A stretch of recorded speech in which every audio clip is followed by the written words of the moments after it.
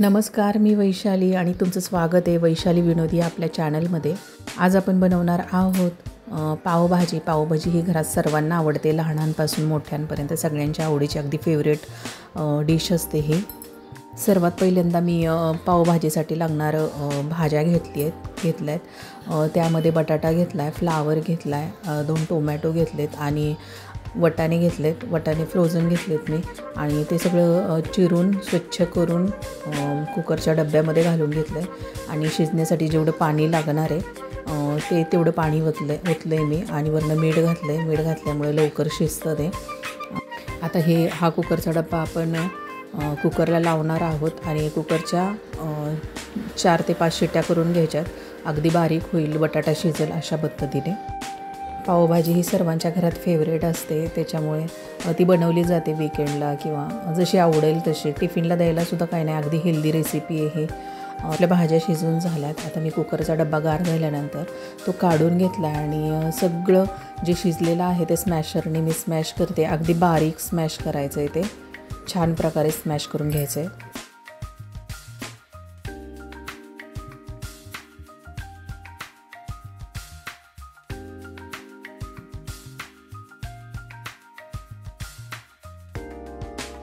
आता स्मॅश करून झालं आहे आपलं.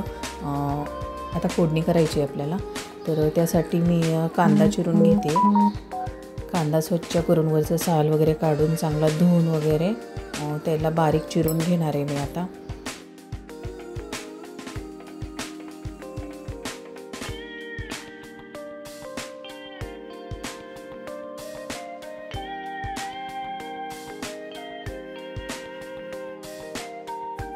अशा प्रकारे कांदा लहान आकारात चिरून घेते. त्याबरोबर आपल्याला फोडणीसाठी लसूणही लागणार आहे. लसूण ही घेतला आहे, 7-8 पाकळ्या घेतल्यात मी आणि कोथिंबीर ही स्वच्छ निवडून घेतली आणि ती पण धुवून घेतली. ती पण लहान आकारात चिरून घेणार आहे. तर हे फोडणीचं सामान आहे, आपल्या फोडणीच्या भाज्या आहेत.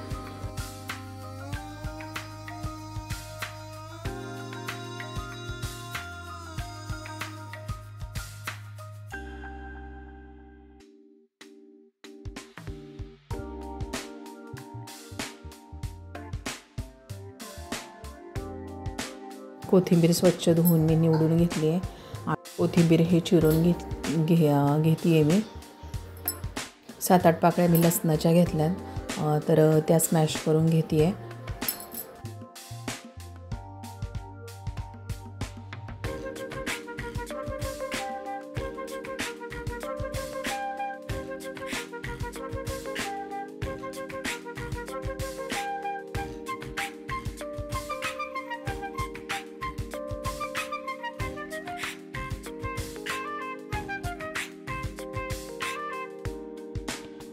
आता गॅसवरती आपल्याला कढई ठेवायची. ही कढई गरम झाली की त्यामध्ये मी इथं बटरचा यूज नाही केला. बटर नव्हतं माझ्याकडं अवेलेबल, कारण ही सकाळी मी टिफिनसाठी करते आहे. तर त्यामध्ये मी तूप टाकलं आहे 2 चमचे आणि नंतर त्यात फोडणी दिली आहे. आपण जो लसूण ठेचला आहे तो लसूण घातला आहे मी त्यात आणि त्यानंतर पुढचं लसूण चांगला तळला गेला की त्यामध्ये मी कांदा घातला आहे आणि कांदा मऊ होईपर्यंत आता परतून घेणार आहे.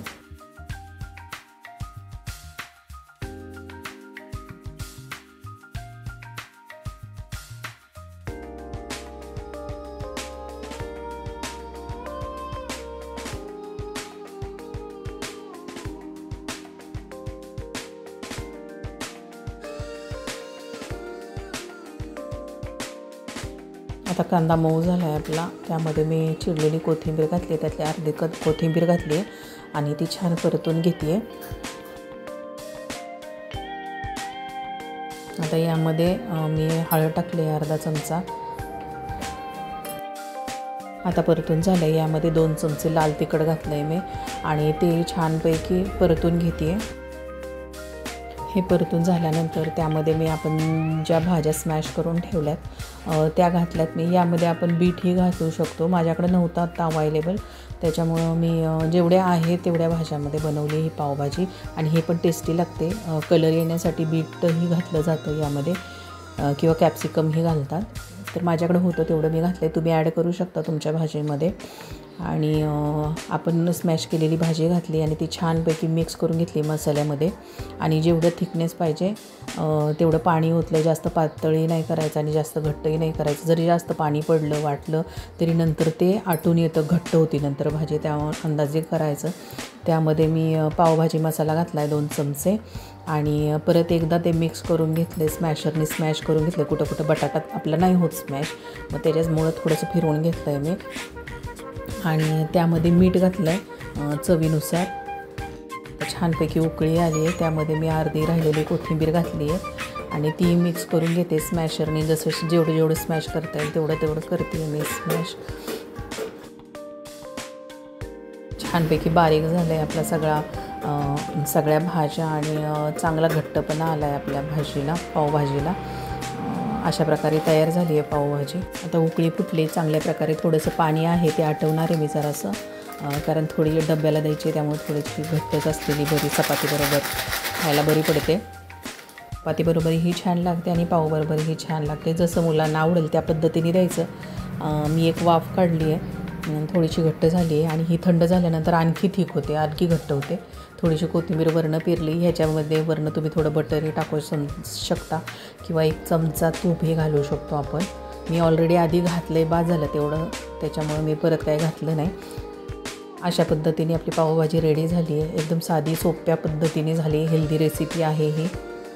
तुम्हाला रेसिपी कशी वाटली ती सांगा. रेसिपी आवडली असेल तर लाईक आणि शेअर करा आणि आपल्या चॅनलला सबस्क्राईब करा. चला तर मग पुन्हा भेटूयात नवीन रेसिपीसह. तोपर्यंत बाय.